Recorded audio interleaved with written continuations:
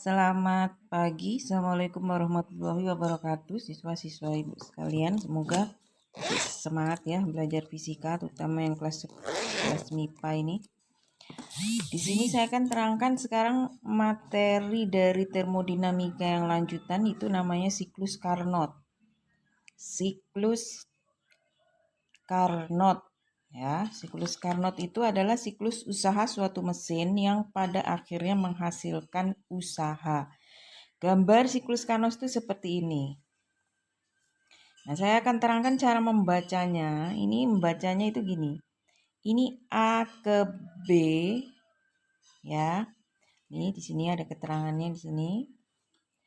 A ke B itu merupakan pemuaian isotermis karena panahnya ke sini bawah. Jadi A ke B. Kalau kamu tarik ke sini, ini garis putus-putus sini, ini garis putus-putus sini, ini kan sumbu X-nya volume. Volumenya makin meningkat.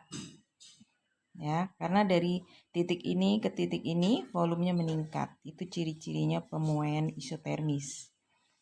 Ya, ini begini A ke B. Pada proses AB ini masuk kalor. Namanya Q1. Kalor masuk Q1.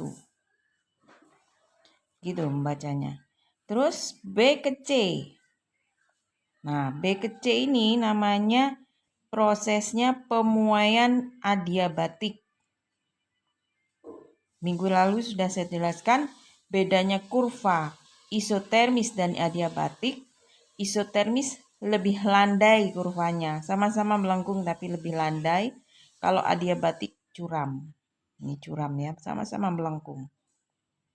Pemuaian karena arah panahnya dari B ke C. Sekarang C ke D.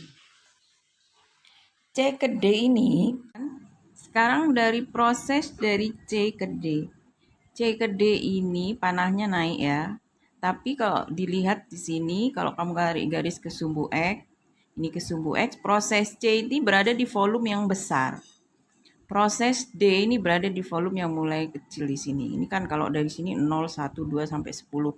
Jadi bisa dibayangkan dari volume yang besar menuju ke volume yang kecil itu istilahnya pemampatan. Pemampatan isotermis karena grafiknya landai. Pada isotermis ini terjadi kalornya keluar, ini panahnya keluar, terus di sini Q2. Ini namanya panah keluar. Q2 berarti kalor lepas, istilah bahasanya kalor lepas. Terus DA ini D ke A sama seperti ini ya, tapi ini panahnya ke bawah, yang ini panahnya ke atas, berarti di sini diartikan pemampatan adiabatik. Pemampatan adiabatik. Nah, seperti ini penjelasan singkat dari saya tentang cara membaca siklus Carnot. Cara membaca siklus Carnot. Sekarang saya terangkan tentang rumus-rumus yang berlaku pada siklus Carnot. Siklus Carnot, kalor yang masuk atau diserap, atau istilahnya juga kalor yang keluar atau dilepas, tadi sudah saya jelaskan. Kalau panahnya masuk ke dalam, itu berarti Q-nya Q1, 1 berarti kalor masuk. Terus kalau sini Q2 berarti kalor keluar. Itu bahasa-bahasa fisika seperti itu harus sudah terbiasa ya. Kalor yang rumusnya seperti ini. Q1 per Q2 sama dengan T1 per T2. Lalu ada rumus lagi yang namanya rumus efisiensi siklus Carnot. Efisiensi siklus Carnot ditulis lambangnya begini. Eta, ini bacanya eta, sama dengan 1 min T2 per T1 dikali 100%. Bu, T2 T1 itu yang mana? Nanti di sini ada keterangannya. Saya terangkan rumus dulu. Dalam kurung 1 min Q2 per Q1 dikali 100%. Bisa pakai rumus ini, bisa pakai rumus ini. Terus, sedangkan rumus usahanya itu yang ini. W sama dengan Q1 min Q2. atau W sama dengan Q1 dalam kurung 1 min T2 per T1. Keterangannya sekarang. T1 itu adalah suhu reservoir tinggi. T2 adalah suhu reservoir rendah.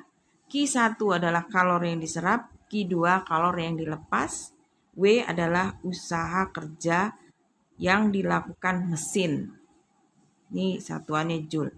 Nah, kalian harus bisa membedakan atau mendefinisikan yang mana nanti masuk ke T1, masuk ke T2, mana masuk Q1, Q2. Yang jelas kamu rumus ini harus paham. T2 per T1 di mana T2 itu suhu rendah, T1 suhu tinggi.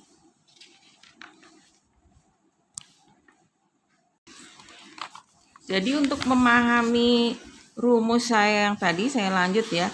Kamu boleh pakai bahasa begini boleh. Ini tadi saya tunjukkan T1 yang di sini, ini T1, T2 yang di sini.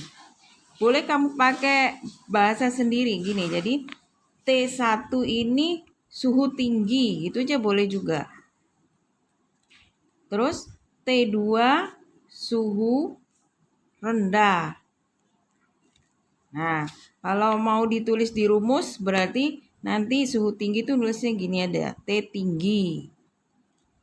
Terus yang ini T rendah. Ini harus hafal nih.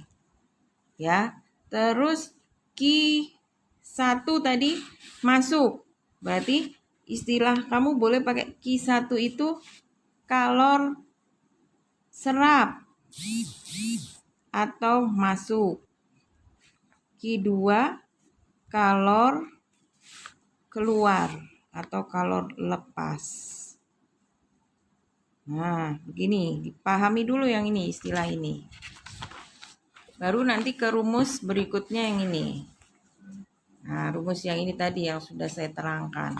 Jadi rumus ini bisa kamu rubah sendiri sesuai tingkat kemampuan kamu. Bu, saya lebih bingung pakai T2, T1, boleh kamu tulis sendiri. Jadi begini, eta sama dengan apa tadi? 1 min T rendah per T tinggi dikali 100%. Nah, begini. Kalau nggak mau pakai T2, T1 boleh begini. Yang jelas rendah dulu di atas, baru tinggi. Jangan terbalik ini posisinya ya. Begitu juga yang Q2 nih, Q2 per Q1.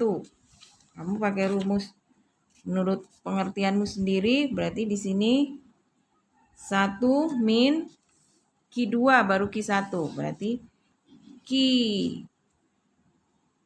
lepas dibagi Q serap dikali 100%. Ya, Q2 kan tadi yang lepas keluar, Q1 yang masuk. Berarti seperti ini rumusnya. Nah, rumus-rumus seperti ini sebaiknya itu kamu catat di buku tulis. Ya, punya catatan sendiri. Walaupun belajar online, kamu tetap harus mencatat. Begitu juga rumus usaha ini. Q1 min Q2. Berarti ini Q1 tadi sebagai apa? Kalor serap. Ya, berarti Q serap dikurangi Q lepas. Serap dikurangi Q lepas, rumus usaha. Terus rumus usaha yang lain, Q1 ini Q serap dalam kurung 1 min T2 T rendah ya, tadi kesepakatan kalau 2 T rendah dibagi T tinggi.